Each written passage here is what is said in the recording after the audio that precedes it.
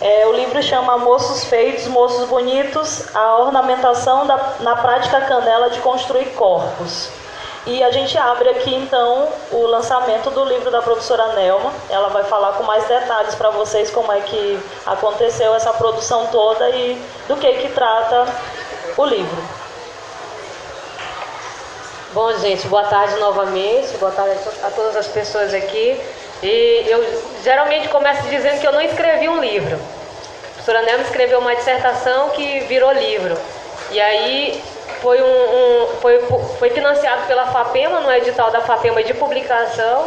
E aí, a partir desse edital, eu fui contemplada e pude publicar essa dissertação. A minha dissertação de mestrado, que era Moços Feitos, Moços Bonitos, a ornamentação na prática canela de construir corpos. É um trabalho sobre o povo indígena canela. Desde 2003 eu comecei a estudar sobre o povo, mas a primeira vez que eu fui para campo foi em 2005. Então, desde 2005, anualmente, eu fazia as idas aos canelas. Então, a graduação foi sobre os canelas, o mestrado foi sobre os canelas. E o doutorado, eu não estou pensando em fazer sobre eles, não, mas tudo bem.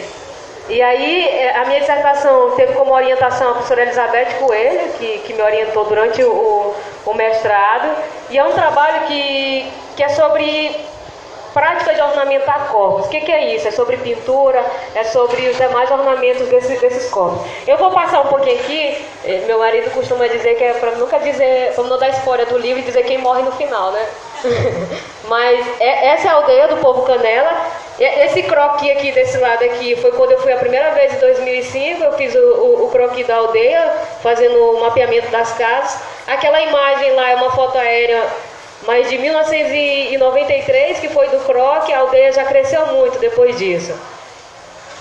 E aí, o primeiro capítulo do livro é sobre a construção de corpos, sobre a pintura corporal e como é que a pintura corporal ela constrói os corpos dos canelas.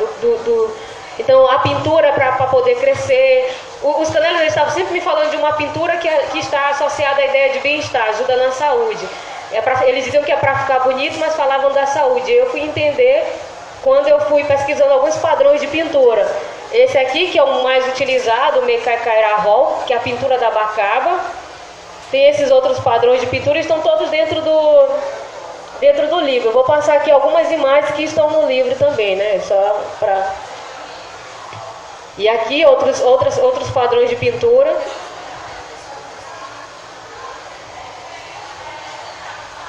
E aí, ó, a palmeira do babaçu dura muito tempo. E com essa pintura de babaçu, as pessoas mais velhas da nossa aldeia vai durar mais. É isso que a gente quer. Então, a pintura ela está associada ao bem-estar, à saúde. Eu não pinto só... O ficar bonito está relacionado à ideia de saúde. Tanto que a mesma palavra que eles utilizam para perguntar se está tudo bem é a mesma palavra que é utilizada para dizer que alguém é bonito, que é em pé. Então, eu pergunto em pé e eu estou perguntando se está tudo bem. E para eu falar que ela é bonita, eu digo em pé também. Então, é a mesma palavra. E aí, são as palavras que vão me levar a essa chave também, do que seria essa pintura dentro dos canelas. Não sei se vocês percebem, mas aqui é a associação com a presa da cobra. Os dentes, ó. As pinturas de cobra, o roca-rogo, serve para ganhar força e velocidade. Então, é sempre tentando buscar aquilo que o animal ou a planta tem de melhor a oferecer para esse corpo. E aí eles têm esse corte de cabelo, que também não é por acaso, está associado também à ideia do bem-estar desse povo. Diz que pessoa que anda sem cortar o cabelo assim, diz que também a alma, Megaron. Megaron seriam as almas dos mortos na língua, que vem quase encostando a ele. Às vezes o Megaron agarra ele, porque não está com o cabelo cortado. E também diz que este corte também é proteção, que conserva bem e protege bem o seu taphod. Tá. O livro tem esse primeiro capítulo que é sobre essa construção do corpo a partir da ornamentação da pintura. E aí eu vou trabalhar com 3 rituais, que são os rituais Ketuayê e Pepsiê, que são rituais de iniciação, e os ritos funerários. Então, durante os rituais Ketuayê e o Pepsiê, os meninos são rituais de iniciação dos meninos, que eles passam um tempo em reclusão, de 4 a 6 meses. Os rituais, eles narram mitos que foram aprendidos com os antepassados. O Quetuayê, eles dizem que aprenderam com os Megaron. Nesse ritual, todos esses meninos estão fazendo parte do ritual. Eles fazem parte, esses aqui vão passar por 4 rituais, que na verdade são 2. Não por Quetuayê, depois o Pepsiê, depois novamente o Quetuayê e um quarto Pepsiê. E aí, o que é esse ritual? Eles vão aprender sobre as leis da comunidade, vão aprender sobre as tradições da comunidade, vão aprender sobre os mitos. E é durante esses rituais que também eles vão aprender a ser cantador, a ser pajé, a ser um corredor, um bom corredor. Então, todas essas funções, eles vão aprender dentro do ritual. E é claro que o ritual, ele vai marcar quem tem um prestígio, que são os Hamerém, que são as lideranças. Então, esse corpo também é construído de forma diferenciada dentro do ritual. Eu tenho o Pepsiê, que é o último ritual que eles passam. São vários meninos. E aí, nesse ritual, tem a consagração dos corredores, dos caçadores. Eles são testados. E aí, como eles passaram durante muito tempo em reclusão, tipo 4 meses em reclusão, e aí tem todo esse... Eles têm que testar, saber se eles têm força e velocidade para correr. Alguns chegam muito cansados. E aí, quando eles chegam muito cansados, o que os mais velhos dizem é que eles não fizeram o resguardo como era para ter feito. Não pegar sol, não comer determinado alimento.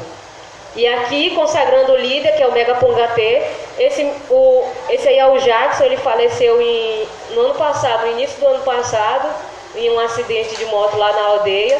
E aí foi ele foi dentro do ritual, ele se tornou uma grande liderança. Ele era o líder da classe de idade deles, porque eles têm classes de idade que se reúnem no pátio. Não sei se vocês viram, mas a aldeia é circular e tem um grande pátio onde eles se reúnem às 6 da manhã e às 6 da tarde para deliberar decisões relacionadas à aldeia, aquilo que vai acontecer e até mesmo aos rituais. Nessa primeira foto aqui, foi 4 meses antes dele, ele estava recluso 4 meses, não podia ser visto por ninguém, deixaram ele entrar dentro do quarto de reclusão dele para tirar foto. No dia que ele foi solto, eu não reconheci ele, que era esse aqui, Ele passou 6 meses em reclusão.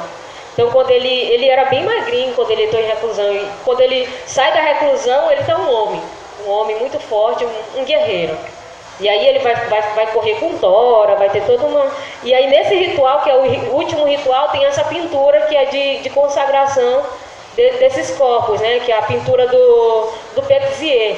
Cada grupo de meninos tem uma pintura específica, que são os grupos do pátio, que estão relacionados a animais.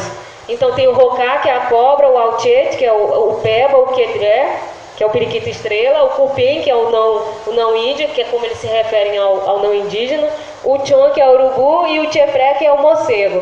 Então são todos os grupos de animais estão relacionados a animais, com exceção de um, que é o Cupim, que é um enigma dentro da literatura sobre povos timbira, que os canelas são povos timbira, não falam tupi-guarani, falam o G. E aqui a instituição dos cantadores.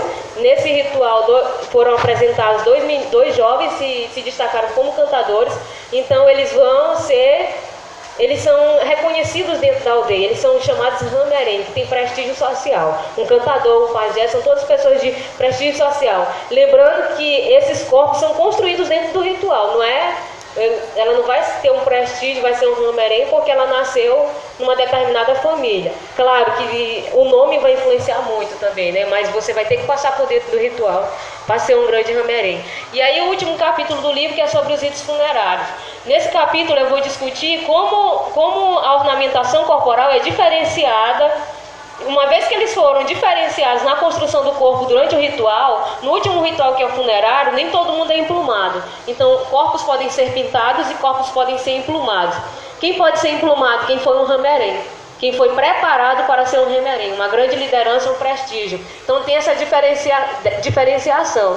Até mesmo entre a gente, né? O velório de um político, de alguém conhecido, vai ser diferente do meu velório, entendam isso. E entre eles também é diferente de um cantador, de um pajé, que tem a ver com essa ornamentação.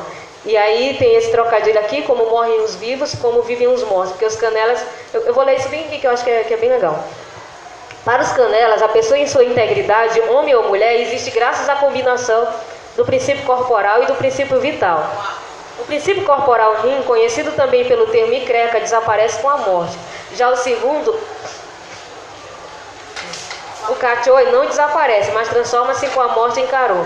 O Caron, por suas vezes, transforma-se em animais silvestres, como a paca, o veado. O certo é, os canelas acreditam que eles têm o Cachoi. O Cachoi é o espírito vivo.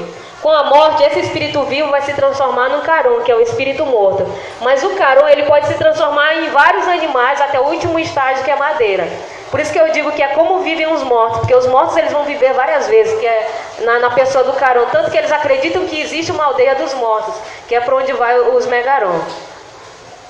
Então, na construção do ser canela, um objetivo pode ser apontado como comum. O corpo tem que ficar bonito, entendendo sem ficar bonito como um corpo alegre, sabido, enfim, um corpo forte. Gente, eu resumi o livro para vocês. O livro eu gosto muito, apesar de... Foi eu que escrevi, né? Mas eu fico lendo, meu Deus, eu escrevi isso aqui, mas eu acho que é bem interessante aquilo que está aqui dentro sobre os canelas. É o primeiro trabalho sobre a ornamentação corporal de um povo timbira do Maranhão, entendeu? A gente só tem trabalho sobre pintura corporal, de povos do Xingu, que são altamente reconhecidos dentro da mídia. E os canelas têm um trabalho muito grande com ornamentação corporal. Essa capa do livro que vocês veem tem miçanga. Vocês conhecem isso aqui que tem na ponta? Unha de veado. A unha de veado, isso aqui é um ornamento, um cinto, que é utilizado pelos corredores de tora.